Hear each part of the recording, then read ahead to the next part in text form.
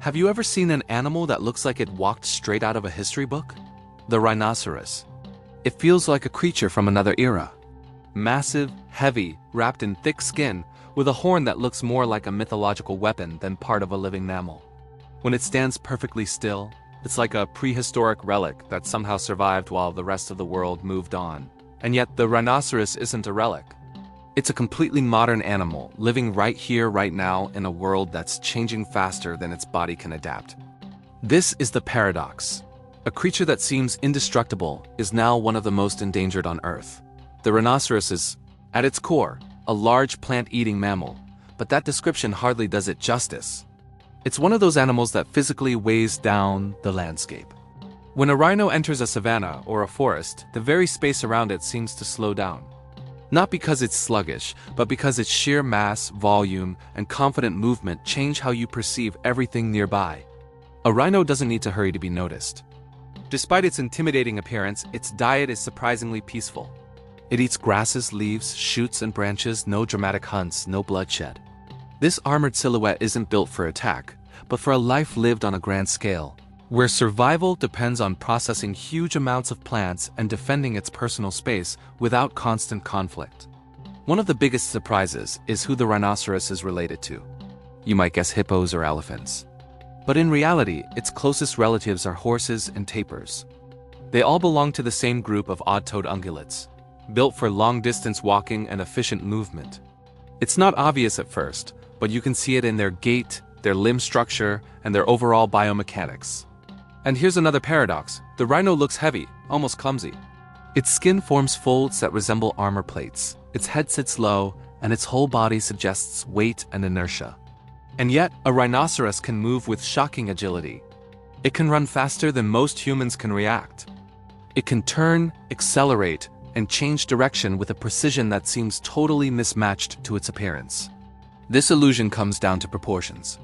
That thick skin and bulk hide a highly efficient musculoskeletal system designed to carry immense weight while keeping the animal mobile. The rhino isn't slow.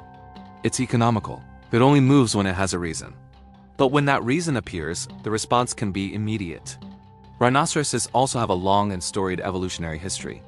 Their lineage stretches back tens of millions of years, to a time when Earth was home to a very different caste of giant animals. In the past, there were many more rhino species, smaller ones, larger ones, even shaggy giants adapted to cold climates. The rhinos we see today are the last survivors of a vast, nearly forgotten family. In that sense, the rhino is a relic of ancient eras, not because it's primitive, but because it's an enduring design. Its body was shaped in a world where size and strength were the real currency of survival, where predators were larger and landscapes were more open. For millions of years, that strategy worked perfectly. Today, only 5 species of rhinoceros remain. 5. That's all that's left of an evolutionary line that once spread across Eurasia and Africa. And these 5 species are divided into 2 distinct groups: the African rhinos and the Asian rhinos. The African rhinos are the 2 species most people picture, the white rhinoceros and the black rhinoceros. Both live in Africa. Both have 2 horns and both look like living tanks. But they're much more different than their names suggest. The white rhino is the largest living rhino species. It's massive, generally calm, and often seen in open spaces. It lives a relatively visible life, moving slowly, grazing for hours, and sometimes tolerating other rhinos nearby. Ironically, the name white has nothing to do with its color. It's the result of a linguistic misunderstanding that stuck. The black rhino is its opposite in almost every way. It's smaller, more nervous, and more solitary. It prefers dense vegetation, shrubs, and places that are harder to get to. It reacts more quickly to its surroundings and is often considered more unpredictable. This is the species that often appears in legends as the aggressive rhino, though its behavior is really just a reflection of caution and a life spent in more enclosed environments. Despite huge losses, the African rhinos still have the largest populations among all 5 species. That doesn't mean they're safe, but compared to their Asian relatives, their situation looks almost stable. The Asian rhinoceroses are a very different story. They are rarer, more secretive, and live in dense forests and environments that are incredibly difficult to monitor. Each of the 3 species is unique, and each one is balancing on the very edge of existence. The Indian rhinoceros is the largest of the Asian species and the only one whose population has shown a clear recovery in recent decades. It has a single horn and a distinctive segmented skin that looks like a suit of armor. It lives mainly in wetlands and river valleys. Though still endangered, it stands as proof that intensive conservation can bring real results. But the situation for the Javan rhinoceros is entirely different. It is one of the rarest large mammals on the entire planet. Its population is just a few dozen individuals, all living in a single, strictly protected area. One natural disaster, one epidemic, one major random event, and the species could disappear forever. This isn't a theoretical threat. It's the daily reality of their conservation. Even more dramatic is the fate of the Sumatran rhinoceros. It's the smallest rhino, covered in sparse hair, living in mountainous rainforests. It has 2 horns, but its biggest problem is no longer poaching, it's extreme isolation. The remaining populations are so scattered that individuals often have no chance to find each other and reproduce. This is the silence before disappearance, a slow fading away without a single dramatic moment. The differences between these species go far beyond the number of horns or their size. They vary in habitat, behavior, and how they respond to stress. African species handle open landscapes better and are seen more often by humans. Asian species are almost invisible, and that very invisibility makes them so difficult to protect. So, which are closest to extinction? Without a doubt, the Javan and Sumatran rhinos. These are species that exist more in conservation reports than in the wild. Their survival depends on an extraordinarily delicate balance of habitat protection, disease control, minimal human interference, and most difficult of all, time. Rhinoceroses are not animals of just one place. Their presence has always been tied to vast spaces, to landscapes that offer choice, safety, and room to move. That's why the question, where do rhinos live, is about more than just a continent or a climate. It's about the scale of the world they need to function. In Africa, rhinos primarily live in savannas and bushlands, open or semi-open spaces where grasses mix with shrubs and trees. To us, this landscape might seem empty, but for a rhino, it's full of meaning. Different plants, seasonal changes, access to water, places to rest and wallow in mud, it all combines into a functional ecosystem. The savanna offers visibility and freedom of movement. Bushland provides cover and food. This blend of openness and shelter suited African rhinos perfectly for thousands of years. Asian rhinos chose a very different path. Their world is one of jungles, dense forests, and wetlands. It's a world of moisture, shade, and limited visibility. Instead of open horizons, there are thickets. Instead of long sight lines, there's just a few meters ahead. It's a harder world to live in, but for a long time, it was also a world that was harder for humans to penetrate. Regardless of the continent, all rhinoceroses share one critical need: enormous territories. A rhino doesn't just occupy space like a small animal. It uses it. Its massive body, its diet, and its lifestyle all require access to large areas where resources can regenerate. If it's confined to too small a territory, it begins to destroy its own environment, not out of aggression, but out of necessity. A large territory also means psychological safety. Rhinos are sensitive to stress, repeated disturbances, and human presence. Space allows them to avoid conflict, choose their routes, and rest in peace. When that space is gone, stress builds up, leading to health and reproductive problems. And here lies their greatest modern challenge: habitat fragmentation. Landscapes that were once continuous are now sliced up by roads, farms, settlements, and fences. On a map, these are just thin lines. But from a rhino's perspective, they are impassable walls. Fragmentation traps rhinoceroses in ever smaller islands of habitat. They lose access to old migration routes and seasonal sources of food and water. Populations become isolated, leading to genetic bottlenecks. These animals, which relied on vast open space for millions of years, suddenly find themselves living in a cage without bars. In Asia, the situation is especially severe. Dense forests have been broken into small fragments, separated by human infrastructure. Rhinos now live in isolated pockets, often unaware that others of their own species exist just a few kilometers away. The problem isn't just a lack of space, but a lack of connected space. The rhinoceros's body looks like a manifesto of strength. An adult rhino can weigh well over 2 tons, but its shape isn't chaotic or sprawling. This is concentrated, compact mass, set low to the ground, radiating absolute stability. A rhinoceros doesn't look like an animal that can be easily toppled, pushed aside, or intimidated. Its presence is physical, almost tangible. That immense mass isn't an accident. In the world where rhinoceroses evolved, size was a form of security. The larger the animal, the fewer potential enemies it had. For most of its history, an adult rhinoceros had very little to fear. Its silhouette alone sent a clear message. Don't even think about it. Safety came not from aggression, but from scale. One of the most iconic things about a rhino is its thick skin, often described as armor. But this comparison is a simplification, and in some ways, a myth. Rhino skin isn't a hard, lifeless shell like steel plating. It's living, elastic tissue, capable of movement, response, and regeneration. It's thick, yes, but not rigid. And it's this very flexibility that makes it so functional. The skin of a rhinoceros can be several centimeters thick, providing effective protection against scrapes, bites, and minor wounds. In the wild, this means resistance to thorns, branches, injuries from fights, and parasite attacks. The skin acts more like a shock absorber than an impenetrable shield. It can absorb impact and move with it, instead of cracking under pressure. The myth of armor really comes from its appearance, specifically from the folds of skin that create those distinctive lines across the rhino's body. These folds are especially prominent in Asian species, where the skin looks segmented, as if the animal were wearing plated armor. In reality, these folds serve very specific biological purposes. First, they increase the rhino's flexibility. With such enormous mass, rigid skin would be a serious limitation. The folds allow for free movement of the torso, neck, and shoulders without risking damage. The skin can shift relative to muscles and bones, protecting deeper structures from strain. It's a brilliant piece of natural engineering. Second, these folds help with temperature regulation. Rhinos have limited ways to cool themselves, so their skin's surface area and structure really matter. Mud and water collect in the creases, acting as a natural sunscreen and a personal cooling system. For a rhinoceros, mud isn't just dirt, it's a crucial physiological tool. It's their version of a spa day, essential for survival.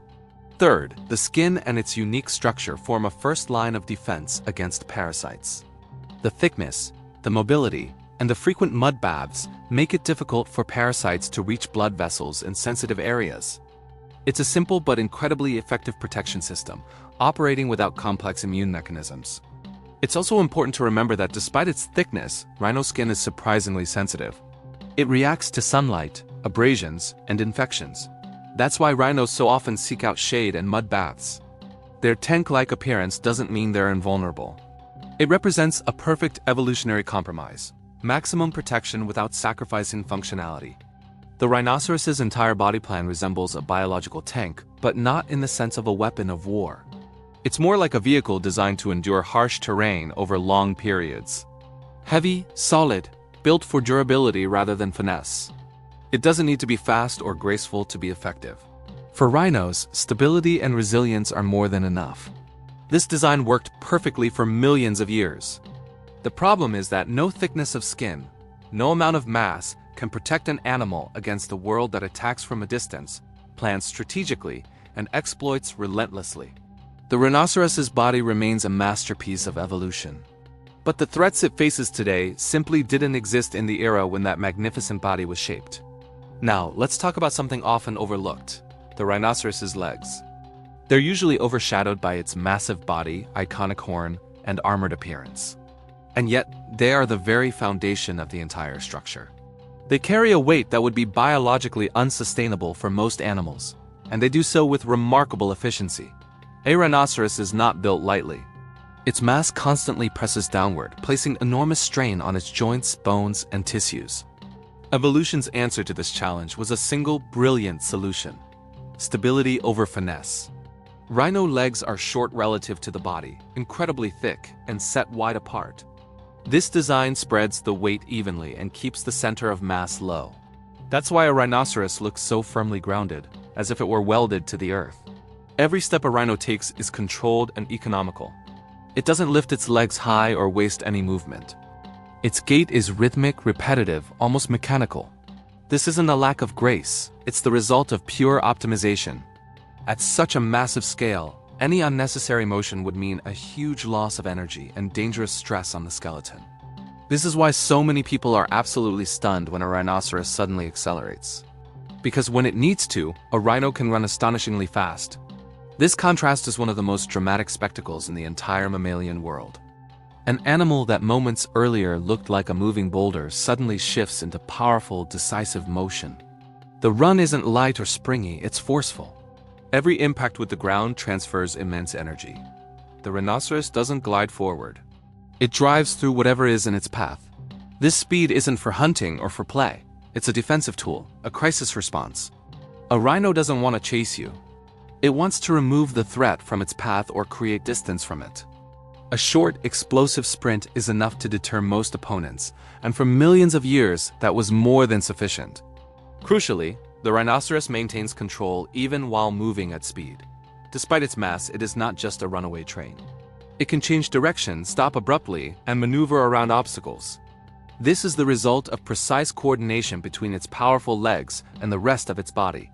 Stability doesn't exclude responsiveness. It enables it. This incredible system works best in the environment rhinos evolved for: open spaces, natural terrain, and no artificial barriers. But problems arise when the landscape is fractured by roads, fences, concrete, and narrow corridors. Legs that are perfectly adapted to savannas and forests are not built for sudden collisions with human infrastructure. The very speed that once saved their lives can now sometimes lead to tragedy. Of all the body parts on all the animals on Earth, few are as burdened by myth as the rhinoceros horn.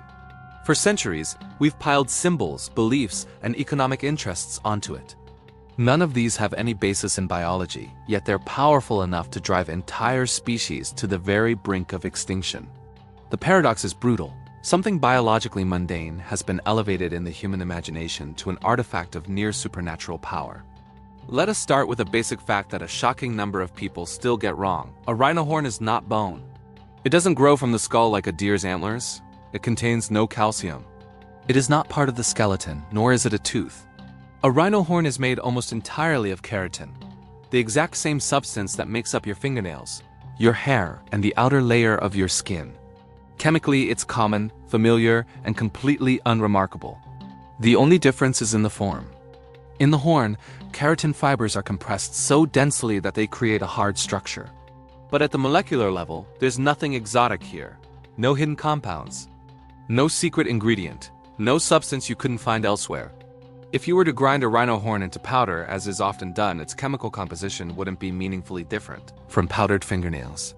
And here, the first myth emerges, the belief that because it's rare and comes from a powerful animal, it must have special properties. This is a purely cultural idea, not a biological observation. The horn doesn't store the animal's energy or transmit its strength, it's just dead protein tissue. The second myth, and the most destructive one, is about its supposed medicinal powers. For centuries, rhino horn has been sold in various traditions as a miracle cure for everything from a simple fever to terminal illness. The problem is simple. There is not a single credible scientific study that confirms any medical effect of rhino horn. Not one. It's not weakly effective or minimally helpful. The effect is simply zero. The human body cannot metabolize keratin in any way that produces a therapeutic benefit. It doesn't dissolve in our system, it doesn't interact with diseases, it is biologically inert. Consuming rhino horn is the biological equivalent of trying to treat an illness by eating your own nails. And yet the myth persists. Worse, it's been reinforced by scarcity. The fewer rhinos there are, the higher the price of their horns. The higher the price, the stronger the belief that there must be something to it. It's a self-feeding spiral where a complete lack of evidence somehow becomes evidence. The logic is that if it's so expensive, so rare, and so dangerous to get, it must work. This is a line of thought completely detached from biological reality. Another myth centers on the idea of naturalness. Rhino horn is often framed as a pure, ancient alternative to chemicals. This is a false choice. Natural doesn't mean effective, let alone safe or sensible.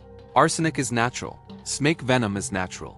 Biology doesn't award points for origin. It also needs to be said clearly, rhino horn is not a renewable resource in human terms. Yes, it can regrow, but it does so slowly and at a great physiological cost to the animal. And under poaching conditions, regrowth is irrelevant because the animal almost never survives the harvesting. Any claims of humane horn removal are just another convenient myth, completely disconnected from what really happens in the wild.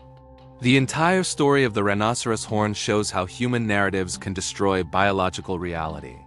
We've taken an ordinary protein structure and layered it with symbolism, greed, fear, and a belief in magic. And it is those layers, not the horn itself, that are so lethal. The bitterest irony is that rhino horn is one of the most thoroughly studied miracle ingredients in history. We know exactly what it is. We know it does nothing. And yet, time and time again, knowledge continues to lose to myth. So if we strip away all the human myths and projections, what is a rhinoceros horn, really? It turns out to be something far less magical, but far more meaningful, a tool for living in the real world. Not a symbol, not an artifact, not an essence of power, but a piece of biology that has served very specific purposes for millions of years. It is simple, functional, and effective. The first and most obvious of these purposes is defense. A rhinoceros is a large animal, but even size has its limits. Young or weakened individuals could historically fall prey to predators. The horn was, and remains, a powerful deterrent long before any physical contact occurs. Its mere presence changes the dynamic of an encounter. A predator has to factor in the risk that an attack could result in its own serious injury or death.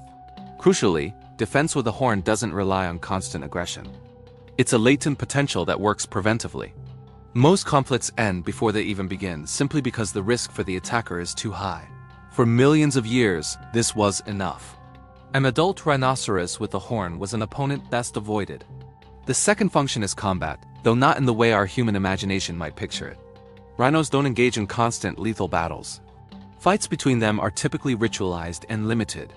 The goal is to establish hierarchy, access to territory, or mating opportunities, not to destroy an opponent. In these encounters, the horn functions as a tool of pressure, a demonstration of strength and determination. Rhino confrontations often unfold as a sequence of signals. Body positioning, a slow approach, testing boundaries. Only when neither individual yields does physical contact occur. Even then, the objective isn't to kill, but to force the other animal to retreat. The horn allows these conflicts to be resolved quickly, without prolonged, exhausting combat. It's a fast, brutal, but constrained mechanism for settling disputes. The least obvious, yet critically important function of the horn is communication. The horn is a visual signal. It conveys information about the rhino's age, condition, and status. A larger, well-maintained horn sends a stronger message. I am mature, healthy, and not worth the risk. It's body language that works at a distance, without the need for a close approach or escalation. In this sense, the horn is part of a social ordering system. It reduces the number of conflicts by resolving many of them before they ever start. Animals don't need to touch or injure one another or waste precious energy. Just seeing the horn is enough. So the horn doesn't just matter in extreme situations. It matters in everyday life. It influences how other rhinos respond, how close they approach, and whether they yield space. It is a tool of negotiation in a world without words. The ultimate irony is that these very functions, defense, combat, communication, lose all meaning in a confrontation with humans. A horn that worked flawlessly for millions of years within biological systems becomes useless against firearms, traps, and poaching. Worse, it becomes the very reason for the attack, rather than a form of protection. A rhinoceros doesn't carry a horn just to lose it. It isn't an accessory or an ornament. It is an integral part of how the animal exists, how it relates to others, and how it moves through its world. Removing the horn isn't just physical mutilation. It's a disruption of an entire system of communication and safety that evolved over millions of years. That is why the rhinoceros horn is such a tragic symbol.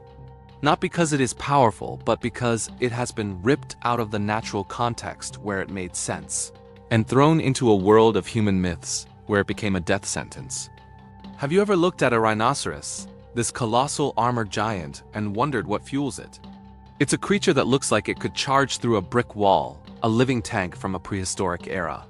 But the truth about its diet is far calmer and far more profound than its rugged appearance suggests. The rhinoceros is a pure herbivore. It doesn't hunt, chase, or fight for meat. Its entire existence is built around plants, and this simple fact shapes not only its own life but entire ecosystems. The foundation of a rhino's menu is simple: grasses, leaves, shoots, and young branches. But within this plant-based diet, there's a fascinating division. Rhino species are broadly categorized into two groups: grazers and browsers. Think of them as grass eaters and leaf eaters. This specialization is brilliant because it allows different types of rhinos to live in the same region without constantly competing for the exact same meal. Let's start with the grazers, like the white rhino. These are the lawnmowers of the savanna. They spend their days with their heads down, methodically munching on low-growing grasses. Their lives are a slow, steady rhythm, moving across vast open plains. They follow the seasons. When the rains come, they enjoy fresh green growth. When drought hits, they must migrate, sometimes for miles, in search of better pastures. This lifestyle requires huge, unbroken landscapes to roam. Then you have the browsers, like the black rhino. They're the selective connoisseurs. Instead of open grasslands, they prefer dense bushland and thickets. Their diet is more varied, focusing on the leaves, shoots, and branches of shrubs and small trees, often reaching for vegetation that other herbivores can't. They are more elusive, harder to spot, and tend to have favorite feeding spots they return to again and again. Their hooked upper lip is perfectly designed for grasping and pulling leaves from thorny branches. So you have these two different strategies: the wide-roaming grazer of the plains and the selective browser of the bush. Both are incredibly effective, but they depend entirely on having their specific environments intact. Now, a rhino doesn't just grab a quick bite and move on. Eating is a full-time job. Plant matter is bulky and relatively low in energy, so to power a body that can weigh over 2 tons, a rhino has to eat a lot, up to 100 pounds of vegetation every single day. This requires long, peaceful hours of calm feeding, broken up by periods of rest. It's a lifestyle built on a careful energy balance. Any disturbance, whether it's noise, human activity, or fences, can disrupt this crucial feeding time. And this is where the rhino's true power is revealed. They are not just passive consumers, they are active landscape architects. The grazers, by keeping the grasses short, prevent savannas from becoming overgrown with shrubs. This creates and maintains open spaces that benefit countless other animals, from zebras and wildebeest to smaller antelopes. They essentially manicure the landscape, promoting fresh growth and making it easier for other herbivores to find food. The browsers, meanwhile, are nature's pruners. By trimming shrubs and young trees, they create pathways and clearings within dense vegetation. This opens up the understory, allowing more sunlight to reach the ground, which in turn encourages a greater variety of plants to grow. This mosaic of different vegetation heights and densities increases biodiversity, providing new habitats and food sources for smaller animals, birds, and insects. Without rhinos, these landscapes would change dramatically. Savannas could become choked with woody plants and dense bushland might become impenetrable. They are, without even knowing it, ecosystem engineers. They don't destroy nature. They shape it, keeping it dynamic, healthy, and resilient. But this incredible role hinges on one simple thing: space. A rhinoceros cannot thrive in a fragmented world. When its feeding times cut short or it's forced into smaller, less ideal areas, its energy balance is thrown off. This doesn't always lead to immediate starvation. More often, it leads to chronic stress, weakness, poor health, and a failure to reproduce. The quiet work of the rhino is disrupted, and the entire ecosystem feels the loss. Beyond their diet, the very essence of a rhino's existence is solitude. These giants are not social butterflies. You won't find them in large, bustling herds like elephants or buffalo. For most of their adult lives, they are solitary creatures. And this isn't a sign of loneliness or sadness. It's a masterful survival strategy. Think about it from a biological perspective. A single rhino needs a massive amount of food every day. If they moved in large groups, they would strip an area of its vegetation in no time, creating intense competition and depleting their own resources. By spreading out, each rhino can have its own space to feed, allowing the plants to recover. It's a quiet, efficient way to manage their environment and ensure their own survival. This solitude is deeply connected to their sense of territory. A rhino doesn't just wander aimlessly. It has a home range, a mental map of its world that includes the best feeding spots, reliable water sources, favorite mud wallows for cooling off, and established paths. This territory isn't just a patch of land. It's a familiar, predictable system that provides security and stability. They don't necessarily defend these territories with constant, aggressive patrols. Instead, they use a more subtle form of communication. Rhinos leave scent markings using dung piles, known as middens and urine. These act like signposts for other rhinos saying, "I'm here." This area is occupied. Most of the time, other rhinos will read these signals and simply avoid a direct encounter, minimizing conflict. Of course, conflicts do happen, especially between adult males competing for prime territory and access to females. For a male rhino, losing his territory is a devastating blow. It means losing his access to food, water, and safety, the very foundation of his life. Females also maintain their own home ranges, though they might be a bit more flexible. Their needs change, especially when they have a calf.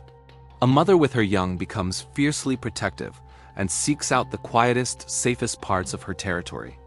The predictability of her environment is absolutely critical for her calf's survival.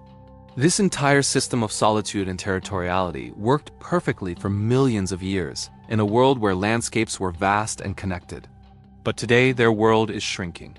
Habitat fragmentation, caused by roads, farms, and human settlements, is shattering these once continuous territories.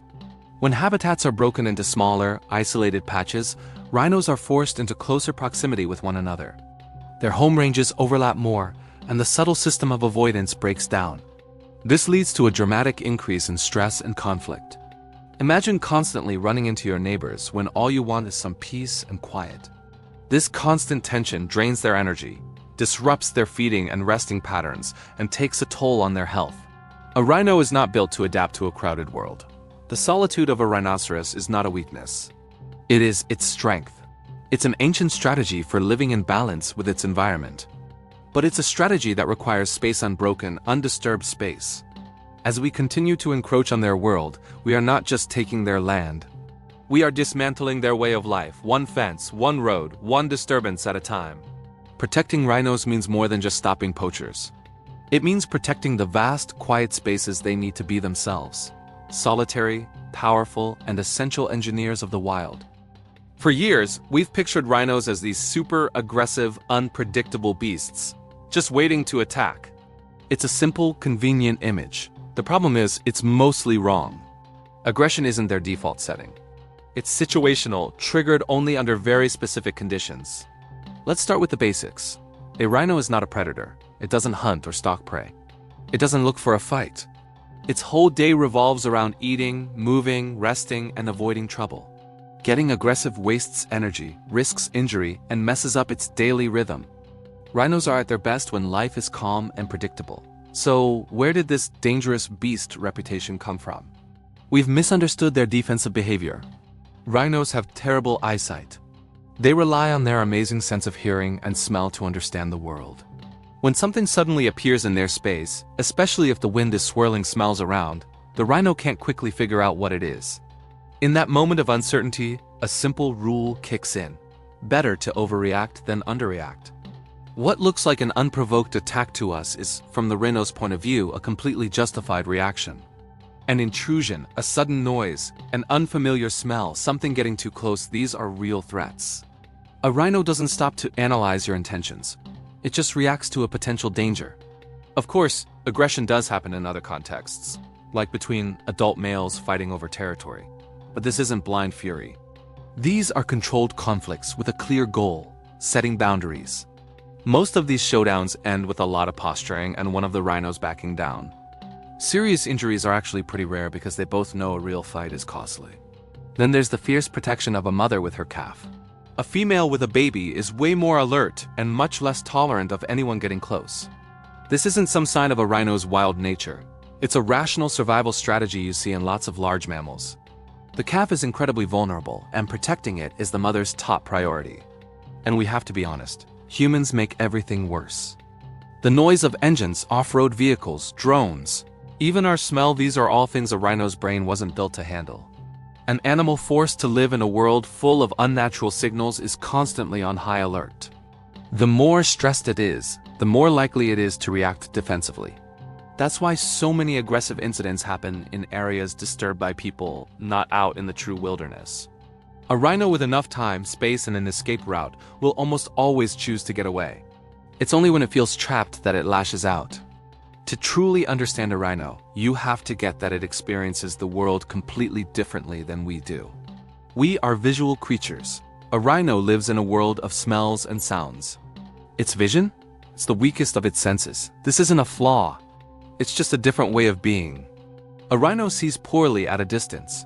It struggles to make out details or track fast-moving objects.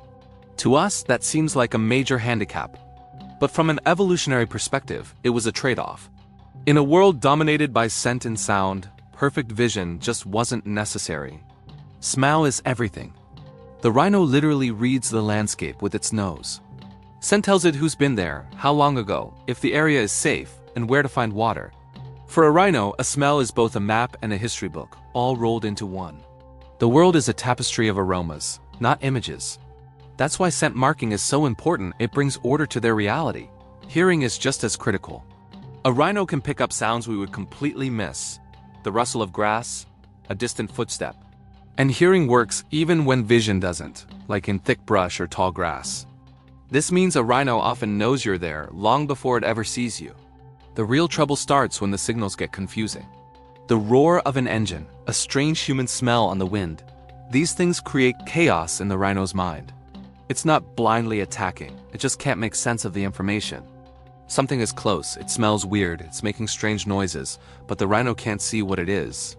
And in the wild, uncertainty triggers a defensive response. That's why people think a rhino attacks for no reason. From the rhino's perspective, the reason is crystal clear. Its world has suddenly become unreadable and scary. The process of bringing a new rhino into the world is slow, demanding, and incredibly fragile. There's no room for error. Each new life is a massive investment of time and energy. And the whole system runs at a pace that worked perfectly for millions of years until the world sped up. A rhino pregnancy lasts about 15 to 16 months. That's one of the longest in the entire animal kingdom. For over a year, the female carries her developing calf, all while going about her normal life. It's a huge strain, and the result of all that effort is a single calf. No litters, no backups. Just one. If something happens to that calf, the loss is total. This is a strategy based on quality, not quantity. The baby is born large and can follow its mother within days. But that's just the start. The mother provides intensive, long-term care. For years, the calf stays by her side, learning everything it needs to know. The mother is its shield and its guide. During this time, she typically won't reproduce again. All her energy is focused on that one offspring. And here lies the greatest conservation challenge, this incredibly slow reproductive rate. Rhinos can't just bounce back from population losses. Even in a perfect world with no poaching or habitat destruction, their numbers grow very slowly. A single female will only have a few babies in her entire lifetime. Every loss, whether it's an adult or a calf, is a devastating blow. In a stable world, this wasn't an issue. Rhinos lived long lives and had few natural enemies. Their slow, deliberate reproductive cycle was a perfect fit. But in our world, that same strategy has become a fatal weakness. Poaching kills rhinos faster than they can be replaced. Habitat loss causes stress, which reduces fertility. The landscape is so broken up, it's harder for them to even find mates. The death of a female isn't just one loss. It's the loss of all the future generations she would have produced. Rhino biology simply doesn't have a backup plan for a crisis like this. There's no mechanism for a population boom.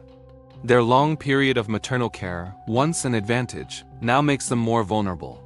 A mother and calf are less mobile and an easier target. The hard truth is that rhinos are built for stability and longevity, not for rapid recovery. Their biology can't keep up with the speed of modern threats. They can survive a lot, but they just can't reproduce any faster. Within its ecosystem, the rhino isn't just another big animal. It's what we call a keystone species. Its presence shapes the entire environment in a way that is much bigger than its numbers would suggest. When rhinos are around, the landscape works one way.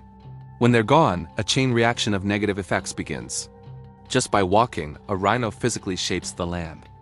They use the same routes over and over, creating well-defined paths.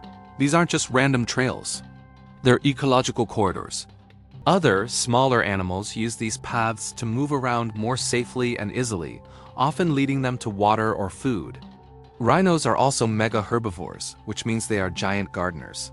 By eating huge amounts of vegetation, they control plant growth and maintain open grasslands.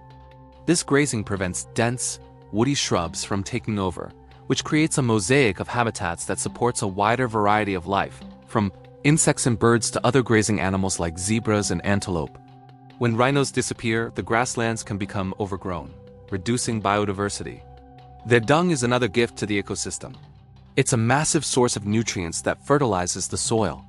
Dung beetles swarm to it, breaking it down and burying it, which improves soil health and helps disperse seeds. These beetles, in turn, are food for birds, reptiles, and small mammals. It's a whole web of life, and it starts with the rhino. The water holes they frequent also benefit. By wallowing in the mud, they churn up the soil and keep the water holes from drying out or becoming stagnant. This creates better conditions for aquatic life and provides a more reliable water source for everyone. Losing the rhino means losing the architect of the savanna. The paths would overgrow, the grasslands would change, the soil would be poorer, and the entire web of life would be weakened. The rhino isn't just a magnificent animal. It's a fundamental force of nature that holds its world together. Did you know that a rhinoceros is more than just a magnificent animal?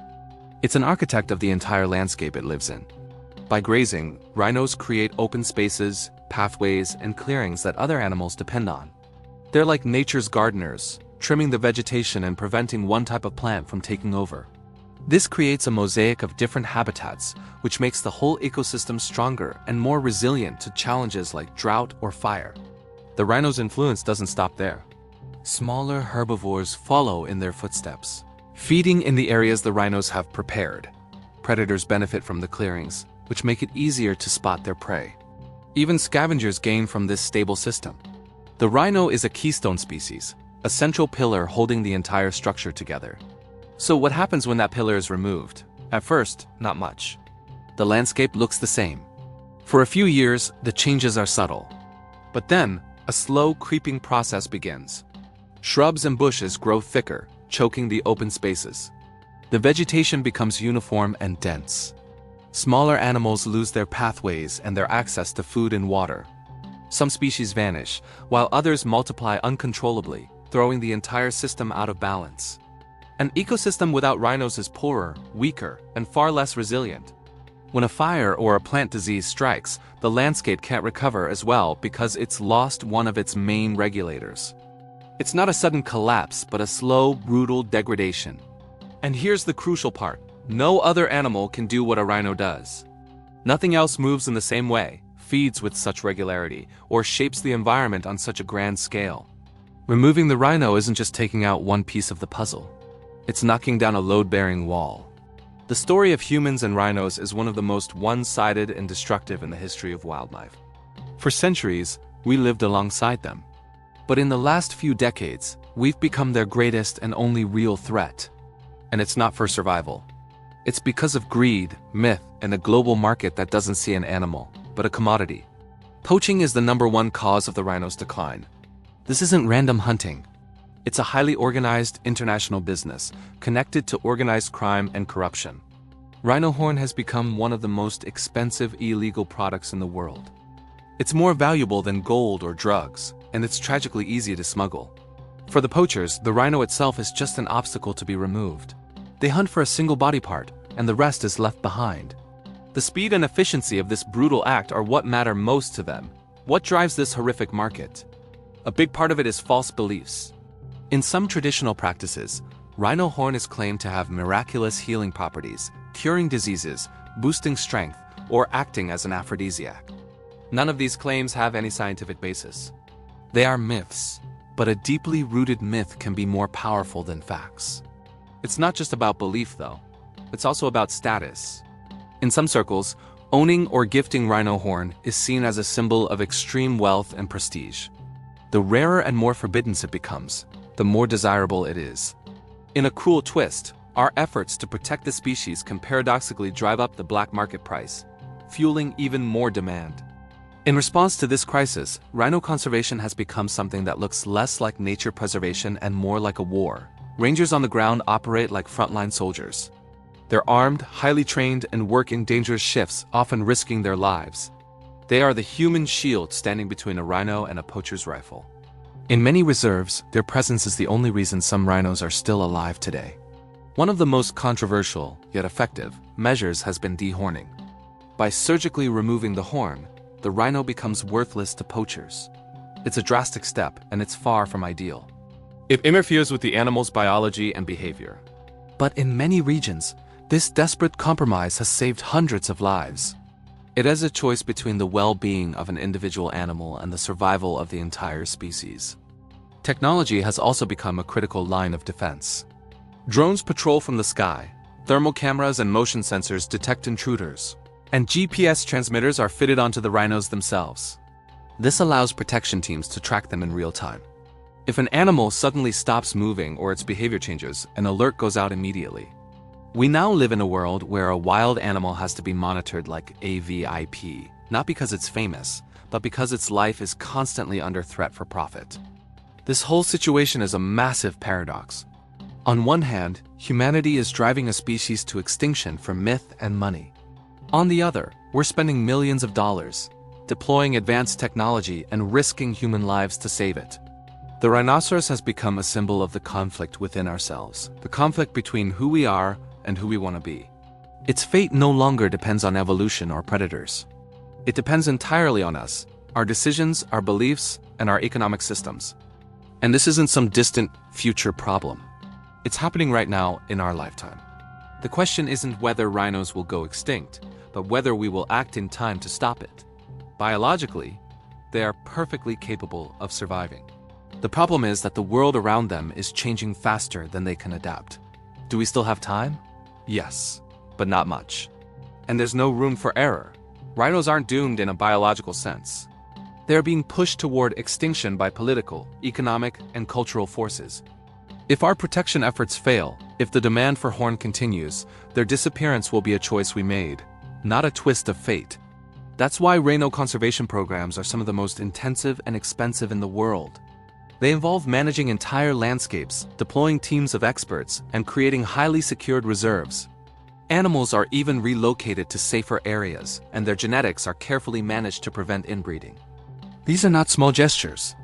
This is a desperate fight for every single animal, for every extra year of survival. And in some places, it's working. Populations that were on the very brink of collapse a few decades ago have started to stabilize and even grow.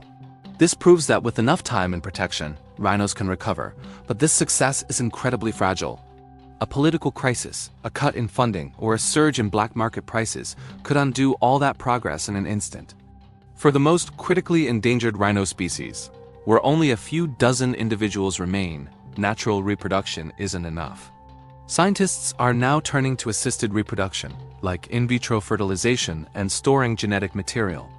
They're even exploring the use of closely related species as surrogate mothers. These efforts push the boundaries of science and ethics, but they might be the only hope left for some genetic lines. This isn't about playing God, it's about trying to repay a debt we created. But even the best science and the most dedicated rangers can't solve the problem alone. We have to address the root cause, the demand for rhino horn. Education is absolutely vital, and it has to be brutally honest. It's not enough to say that rhinos are beautiful or important. We have to shout it from the rooftops. Rhino horn has no medicinal value. It does not cure disease. It does not give you strength. Every story about its supposed power is a deadly lie. As long as that horn is seen as a status symbol or a miracle cure, rhinos will continue to die. Their future is in our hands. Let's make the right choice. Thanks for watching.